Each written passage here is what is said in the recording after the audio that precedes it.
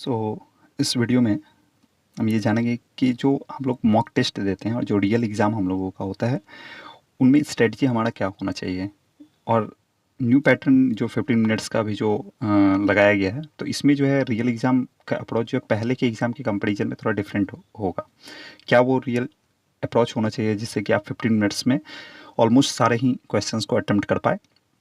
हो सकता है कि मैथ्स में एक दो क्वेश्चन आपका छूट जाए, क्योंकि वो थोड़ा सा अगर कैलकुलेटिव हुआ, टाइम टेकिंग हुआ, तो हो सकता है छूट जाए। लेकिन फिर भी आपका 15 मिनट्स में क्या अप्रोच होना चाहिए जो कि आप 25 आप आउट ऑफ 25 अटेम्प्ट कर पाओ। तो उसके लिए हम आज जानेंगे इस वीडियो में। तो पहला हमारा ये है कि सबसे पहला कि अब हमारे पास ये चॉइस नहीं है कि हम पहले किस सब्जेक्ट को लें और पहले किस सब्जेक्ट को छोड़ें। हमारा ये ऑर्डर जो है अब फिक्स होगा कि पहले जो है हमारा आने वाला है रीजनिंग। ठीक है, रीजनिंग आने वाला है। उसके बाद फिर आने वाला है जीएस। उसके बाद फिर आने वाला है मैथ्स। और उसके बाद फिर आने वाला है हमारा इंग्लिश। ठीक है, ये ऑर्डर जो है सब्जेक्ट वाइज ये आपका फिक्स होगा, जिसमें कि आप किसी भी दूसरे सेक्शन में जो है मूव नहीं कर सकते हैं। इसी ऑर्डर में जो आपको आगे बढ़ना है, प्रोसीड करना है।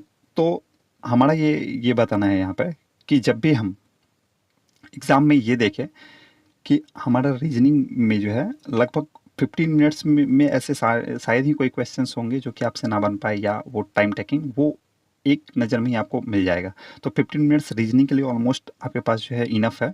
ठीक है, मोर देन इनफ मैं बोलूँगा। इस 15 मिनट्स में सबसे पहले तो क्वेश्चन को जैसे ऑर्डर में दिया गया होता है 1 2 3 4 वैसे ही अटेम्प्ट करना है। सिर्फ आपको ये करना है कि रीजनिंग में वन वन गो में जो है आपको अगर कोई भी क्वेश्चन ऐसा मिले कि वो देख के ही लग जाए एक बार में, या पढ़ के ही लग जाए कि वो नहीं करना है, तो उसके पहले ही स्किप करना है। और वो लास्ट में आपके पास इतना टाइम होगा कि रीजनिंग को आप आराम से अटेम्प्ट कर पाएंगे। ठीक है, ये बात थी रीजनिंग की। रीजनिंग में ऐसा कोई भी प्रॉब्लम नहीं होने वाला। जो नया कुछ एक सवाल हो सकता है वो हो सकता है मिसिंग नंबर का, वो हो सकता है कोडिंग डिकोडिंग का, ठीक है, या सिलोगिज्म का। ये 2 3 चैप्टर का ही हो सकता है। तो ये रीजनिंग की हमारी स्ट्रेटजी होनी चाहिए। दूसरी चीज़, अब हम जीएस की अगर बात करें तो पहले हम जीएस के बारे में मैं बताता हूँ। अगर जीएस के लिए हमारी स्ट्रेटजी की अगर बात होगी तो जीएस के लिए हमारी क्या स्ट्रेटजी होनी चाहिए कि जीएस के लिए जो है हमें जीएस के लिए सबसे पहले तो जीएस के लिए 15 मिनट्स तो मोर देन इनफ है। मैं इसे बोलूँगा कि इसके लिए कोई स्ट्रेटजी स्पेशली तो चाहिए ही नहीं, लेकिन फिर भी मैं कुछ एक ट्रिक बताता हूँ जिससे कि आप जो है ज़्यादा अटेम्प्ट कर पाओगे। जीएस में सबसे पहले तो वन गो में जो है वन गो आपको को करना है। वन गो में जो है आपको क्या करना है कि वन गो में 1 से लेकर 25 तक पूरा जाना है। इसमें जो भी बन पाए, ठीक है, आसानी से जो आपके मेमोरी में हो सिर्फ वही अटेम्प्ट करना है। दूसरा फिर सेकंड गो जो आपका होगा, ठीक है, सेकंड गो में आपको ये करना है कि वैसे क्वेश्चंस जो कि आपको ये लग रहे हैं कि मतलब आप भूल रहे हैं या वैसा आपका पढ़ा हुआ है, तो उसे आपको अटेम्प्ट करना है। लेकिन उसमें ये करना है कि ऑप्शन एलिमिनेट करना है। ऑप्शन एलिमिनेट जब आप करेंगे तो आपके पास 4 में से कम 2 ऑप्शन जिसमें एलिमिनेट हो जाए और 2 बच जाए, ठीक है, 2 एलिमिनेट हो जाए और 2 बच जाए, तो उसमें आप 100% आपको अटेम्प्ट करना है। क्योंकि 2 है, आउट ऑफ 2 में से 50% आपके चांस है कि वो सही हो जाए, इसलिए आपको वो अटेम्प्ट करने ही करने हैं।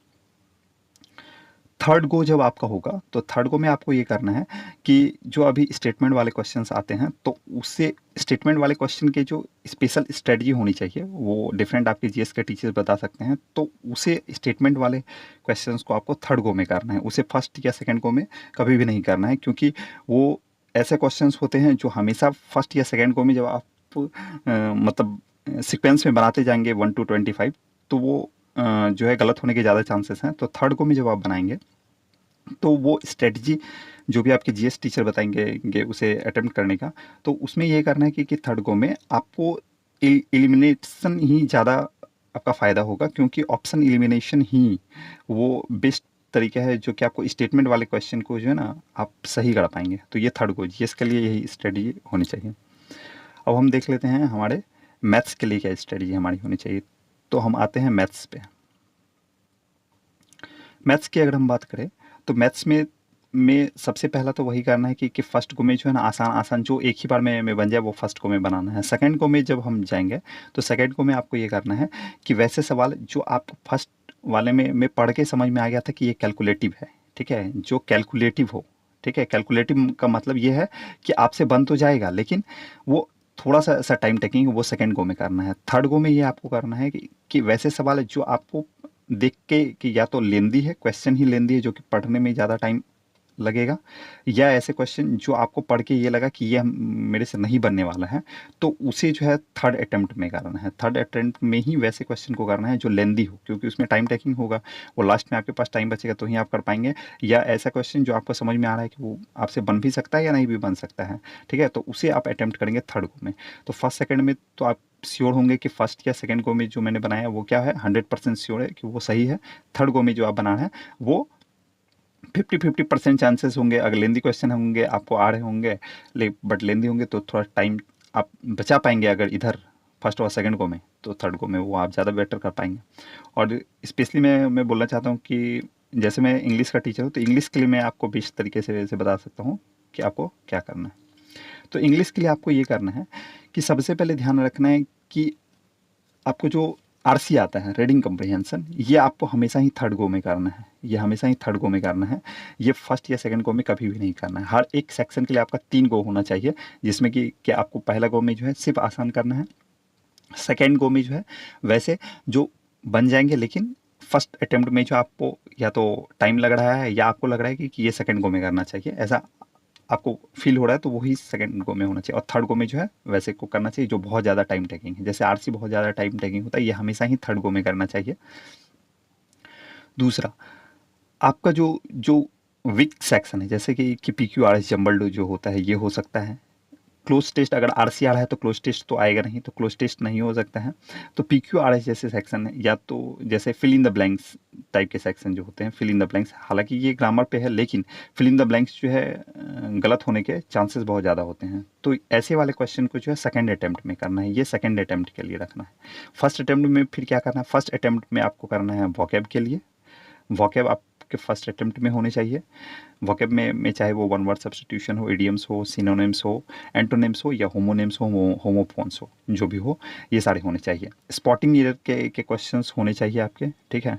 स्पॉटिंग एरर्स के जो भी क्वेश्चंस होंगे वो होने चाहिए। सेंटेंस इम्प्रूवमेंट के स्पॉटिंग एरर के सेंटेंस इम्प्रूवमेंट एसआई में लिख देता हूँ, ठीक है।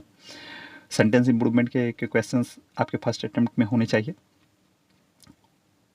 तो आपका वोकैब क्लियर हो गया, spotting error, sentence improvement clear हो गया, तो आपके पास रीडिंग कॉम्प्रिहेंशन PQRS ही बचता है। फिलहाल जो 2025 के अगर हम मतलब पैटर्न की बात करें, पूछने के तरीके की बात करें, तो उसमें जो है अभी थोड़ा सा सब पूछा जा रहा है, जैसे कि कुछ अलग अलग टॉपिक्स को पूछे जा रहे हैं।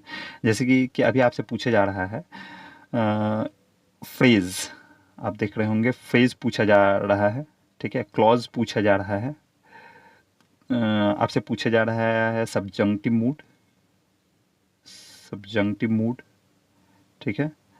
आपसे से जो है जिरंड, पार्टिसिपल, पार्टिसिपल इन्फिनेटिव, ये सब पे जो है सवाल थोड़ा आए हुए हैं, जो कि अगर आपके पास क्लियर नहीं है, ये सारे टॉपिक अगर आपके क्लियर नहीं है तो आप फंस सकते हैं। तो इसमें क्या हो रहा है कि फ्रेज या क्लॉज, जैसे रीडिंग कॉम्प्रिहेंशन में भी फ्रेज क्लॉज दिया जा रहा है कि ये जो है स्टेटमेंट कुछ मतलब जो है पैसेज से उठा के दिया जा रहा है, ये इसमें जो है किस टाइप के क्लॉज का यूज किया गया है, किस टाइप के फ्रेज का यूज किया गया है। कई बार जो है ऐसा देखा गया है कि एक सेंटेंस दिया गया है और उसमें पूछा गया कि ये सेंटेंस का कौन सा टाइप है, ठीक है। सिंपल सेंटेंस है, इंट्रोगेटिव सेंटेंस है, तो ये सब तो आसान सेंटेंस होते हैं। सेंटेंस के वैसे टाइप जो आप नहीं समझ पाते हैं, वैसे सेंटेंस के बारे में मैं आपको स्पेशली समझना है।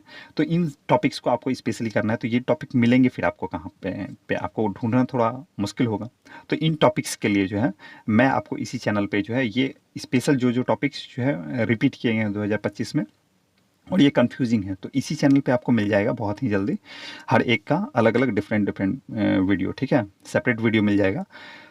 तो ये इन टॉपिक्स को करना है। स्ट्रेटजी की अगर हम बात करें, तो स्ट्रेटजी के लिए जो है आपका यही होना चाहिए कि आरसी हमेशा ही थर्ड अटेम्प्ट में करना है, और PQRS हमेशा सेकंड अटेम्प्ट में करना है, क्योंकि इसके सवाल आएंगे PQRS या फिल इन द ब्लैंक्स। बाकी वोकैब, स्पॉटिंग एरर और सेंटेंस इंप्रूवमेंट फर्स्ट को में होना चाहिए। तो ये हमारा स्ट्रेटजी होना चाहिए एग्जाम को मेनली अटेम्प्ट करने का। बाकी सबके डिफरेंट स्ट्रेटजी होती है, आप अपने अकॉर्डिंग में बना सकते हैं, लेकिन जो रियल टॉपर्स प्रूवन स्ट्रेटजी वो यही है कि जो लेंदी है उसे बाद में करना है, जो टाइम टेकिंग है उसे बाद में करना है। बाकी मिलते हैं नेक्स्ट वीडियो में। फिलहाल के लिए आप अपना ध्यान रखिए और पढ़ते रहिए।